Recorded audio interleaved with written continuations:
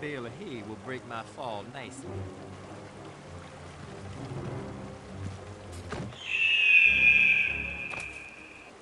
Shrek 2 is the first Shrek game released for PC back in 2004. It was developed by No Wonder and published by Activision.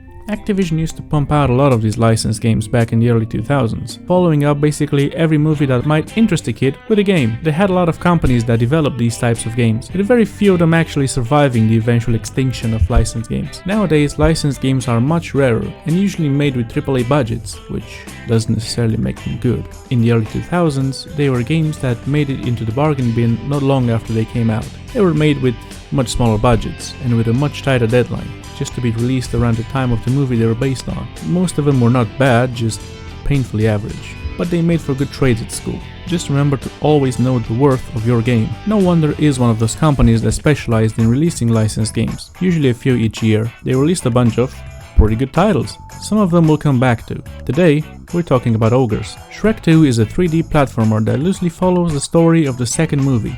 There is no game based on the first one, and I checked for many years.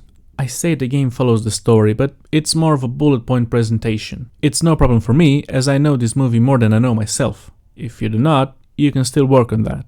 The game starts off with a short tutorial section in the swamp, teaching you the basic controls and gameplay mechanics. To jump on the lily pad, hit the control key or your right mouse button while you're... Yeah, it's one of those games. Right-clicking to jump might sound weird now, but it was a control scheme used by a lot of other licensed games, and you do get used to it. Donkey also goes through all of the different pickups in the game. You have hero bars, which are health pickups and useless, 4-leaf clovers, which increase your max health, so they're useless, coins, which are useful only for buying potions, I'll get to that, and wanted posters, which are the only collectible in the game. I'll get to those soon. You do a few platforming challenges, leave for far away, get ambushed on the way for a bit of combat tutorial. That's the tutorial done. From then, it roughly follows the main key points of the story, sometimes through cutscenes, sometimes through a storybook type scene, usually when it needs to skip ahead to the next relevant part of the gameplay. You have all the relevant parts of the story. The forest in which they first meet Puss in Boots, the potions factory, another forest as they head to the barn where they transform, the prison and the castle. You play as multiple characters across the game, with a neat section near the end where you play as all three main characters in the same level, meeting each other in different sections and beating the same boss. Looking good, Shrek. Feeling good, Donkey. Need to wrap up a few things here. I'll meet you on the outside. Looking good, Shrek. Feeling good, Donkey. Need to wrap up a few things here.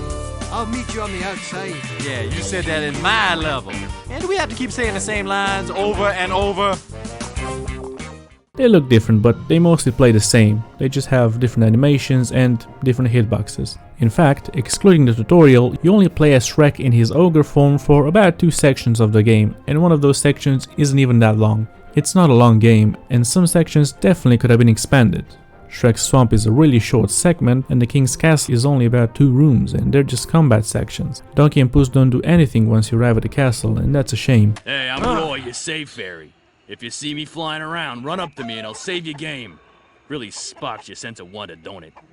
Gameplay-wise, this is a licensed platformer, so if you played one, you know what to expect. Jumps are floaty, and you have a nice degree of air control, and there is a double jump, but only if you press the jump button twice in quick succession. You cannot wait to start the second jump whenever you want. It doesn't work like that. In a way, it's not really a double jump, just a bigger jump. There is a weird thing the game does for some of the jumping sequences, especially in the second part of the game. The game takes control from you and guides you to the next platform, sometimes fighting you for the control of the character. If you are where you're supposed to and you input a jump, you'll make it. I don't know if this is just because it's supposed to be a kid's game or because the game doesn't trust its own jumping mechanics, but it is jarring when it happens, as it only happens sometimes. There's also combat.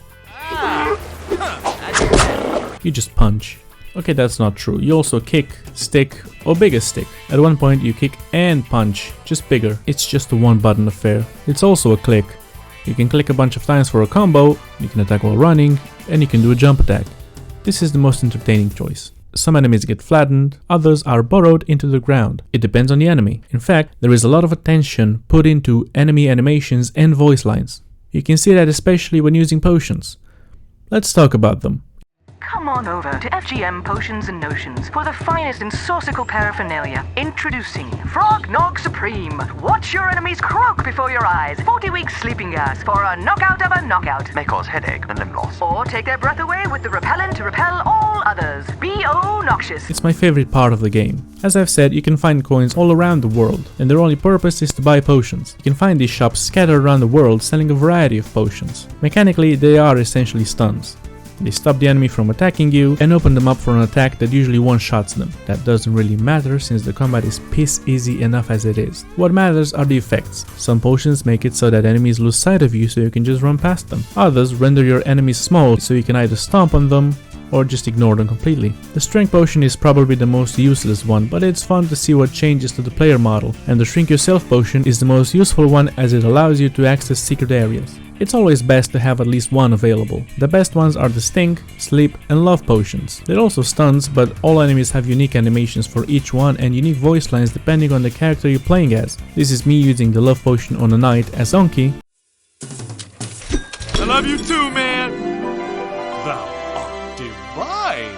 I love you. You're so sophisticated.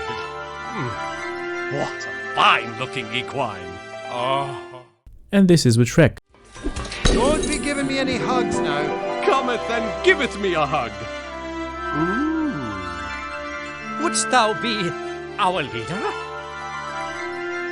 I will follow you to the ends of the earth. Please stay for tea. To leave so soon would break my heart. What perfection!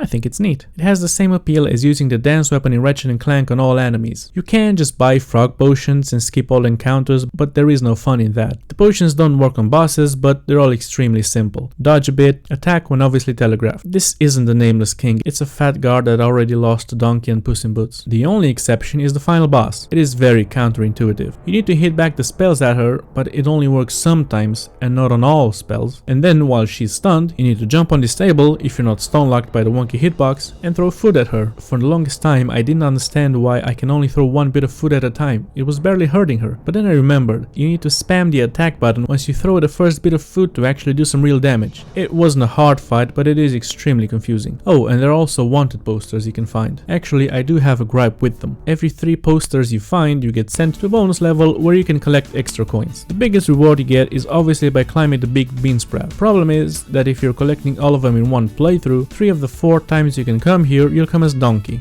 As it depends on what character you're playing as when you're getting the 3rd poster. Now I don't know if it's just me, but Donkey is the weirdest character to control with platforming. Hell, his stallion form is downright making this jump impossible. I can't control myself in the air when propelled like that, so that was just a wasted run. The final time you can go as Shrek, and I managed to arrive at the top, but it was right at the end of the game, so who cares at that point.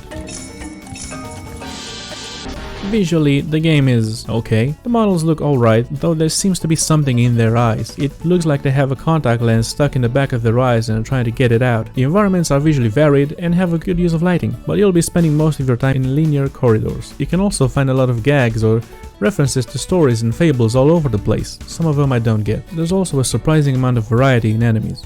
You have bandits, sure, but there are also peasants, giant rats, trees spitting squirrels at you, fire spitting plants, these weirdos, knights. I've already talked about how much I enjoy all of their animations. On to the audio. There's not much to say regarding the sound effects. They're not great, but not grating either, with the exception of the hero bar. They are the hell packs of the game and way too common for the amount of time you actually need them, so you'll hear those horns a lot. The music for the levels range from alright to genuinely engaging.